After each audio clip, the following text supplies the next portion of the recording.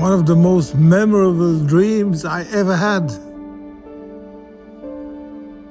was to be seated next to eternity.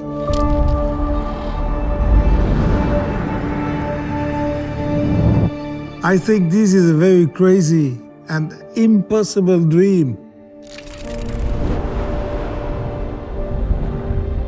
But it's a dream that is quite motivating.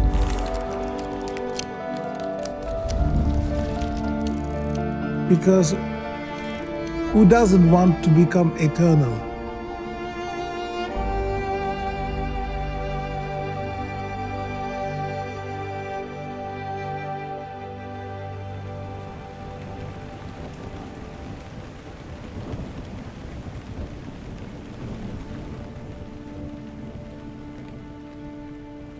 The typical day starts between 5 and 5:30.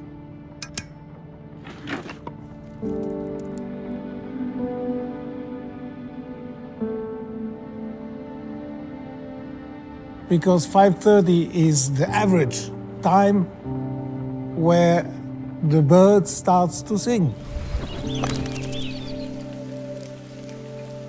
And whoever can get up 5:30 will have a great day, because it means that you are starting the day together with nature. I am at 74 years old. I'm in good health. Why? I don't know. I don't always sleep. I'm awake long time. I work hard.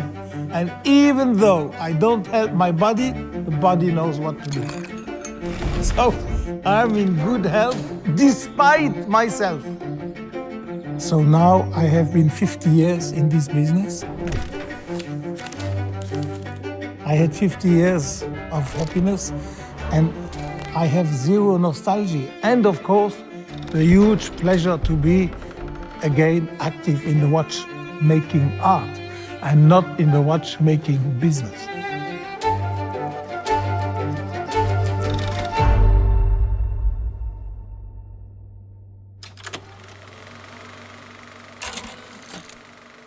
The first memory I have from a watch is a very clear memory. It's as if it would be now, today. Was an Omega constellation that my grandfather gave me for my first communion. You see, already in those days, they believed about the eternity of a watch. And I, young man, full of energy, I went skiing. My mother said, "But you will not go with the watch on your wrist." And when I came back from skiing, took my gloves off, the watch had gone. I lost the watch. And I realized that this day I didn't have lost a watch. I had lost my grandfather. So it was happiness and sadness, same day. This is my first real memory of a watch. I discovered my passion for watches when I was sick about having no passion. I talked with friends and I said to Jacques Piguet one day, I have no passion. En 1973, j'ai reçu la chance, le privilège de trouver un emploi chez Audemars Piguet. Et le privilège n'était pas seulement d'avoir un job, mais en plus de recevoir gracieusement, gratuitement, une formation et comment injecter l'art horloger dans le sang, dans le cœur, dans les yeux, où je passais la journée entière avec chaque horloger et j'étais assis et je devais regarder ce qu'il faisait. Et ça, je le dois à Audemars Piguet, à M. Georges Gollet, qui m'a lancé dans ce métier.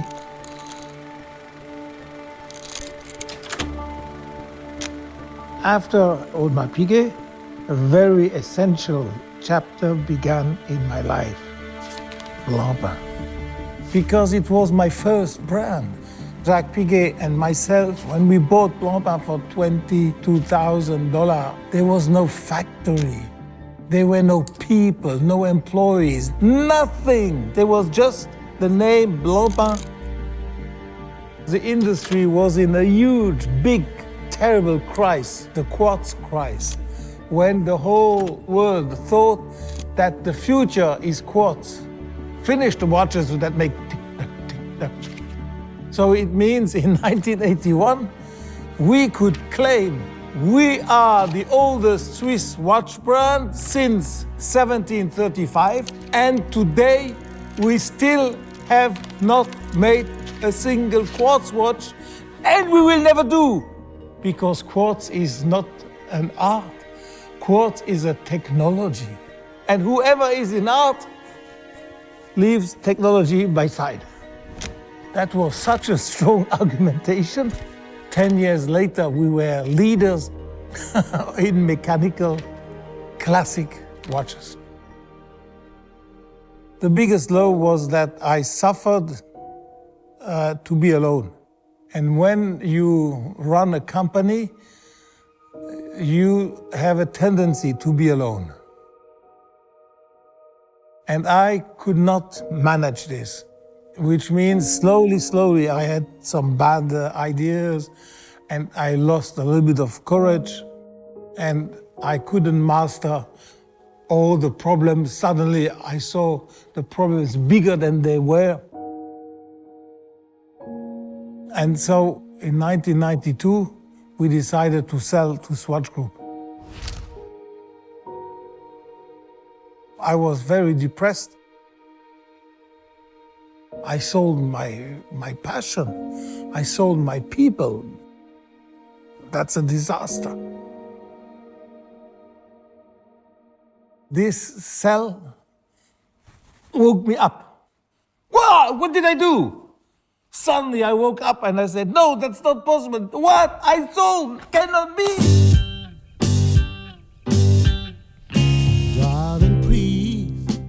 So I went to Hayek, the boss of Swatch Group.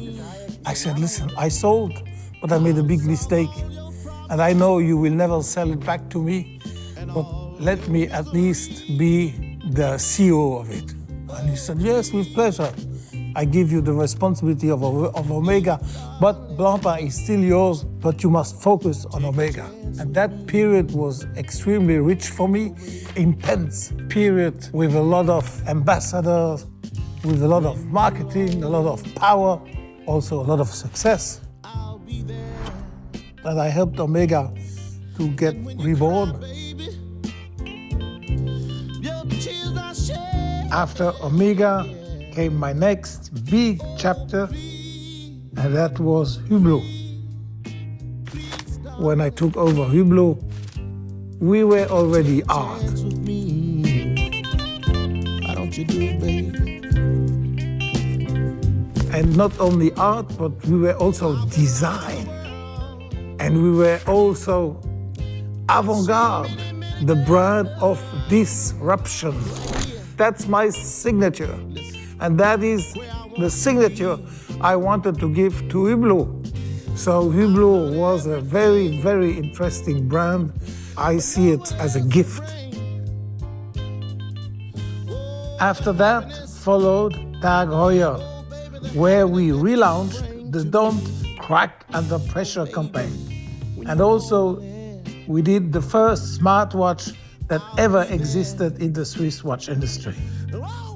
And finally came Zenith. And for Zenith, we invented the 1/100th of a second chronometer. I must say, I was incredibly fortunate to have been able to work with such prestigious watch brands through my entire life.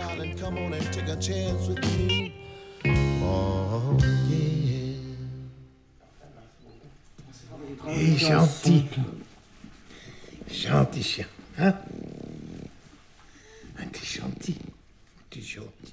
As a businessman, I was conscious that at 70, many people in the business are retiring, because many people, it's the occasion to finally connect with their passion. And I thought the same would happen to me. But what happened is the contrary.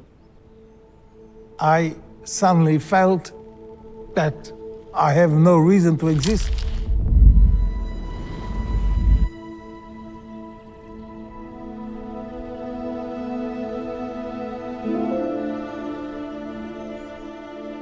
I stopped working.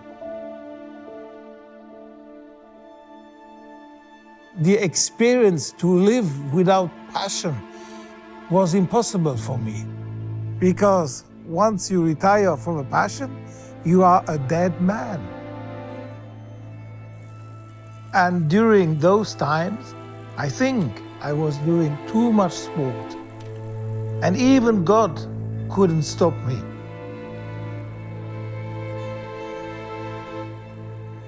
And I came close to dying without knowing that. All I know is that I was told it was in the forest. I fell with my mountain bike. That's all that I remember from the accident. I had injury in the head. I was in the hospital for 3 months.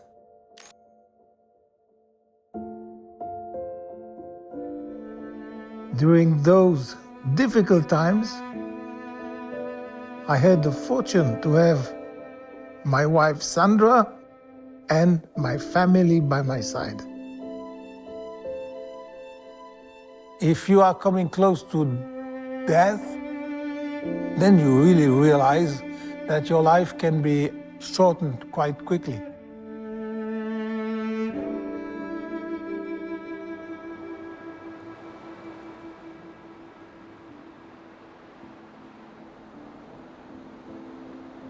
So as soon as I had recovered from my injury, I said, for the last 20 years of my life, I want it back.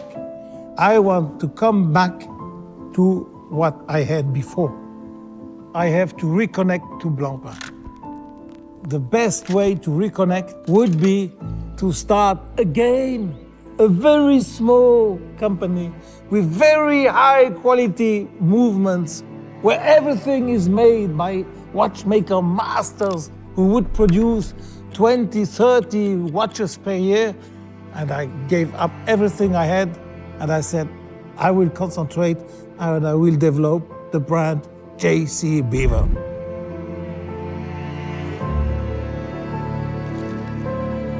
This brand represents everything I could not accomplish in my 50 years. Now, there is no limit.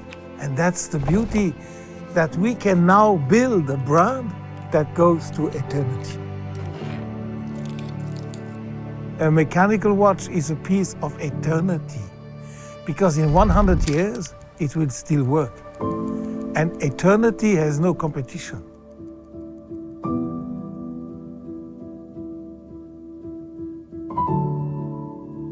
Et c'est la suite naturelle, et c'est une suite que je vais vivre avec mon fils. C'est la chose la plus essentielle dans la vie, c'est la transmission. Si nous perdons la transmission, dans quelques années, la Terre sera vide. La transmission ultime, c'est d'amener ton fils là où toi tu t'arrêtes. I don't think one day my passion will be done. My life will be done. But my passion should go on with my son. My passion should go on with my art. Art has some eternity in it. To play with eternity and to see it, not to reach it, but to see it, is for me a wonderful dream. Passion is unlimited, and passion will bring you to eternity.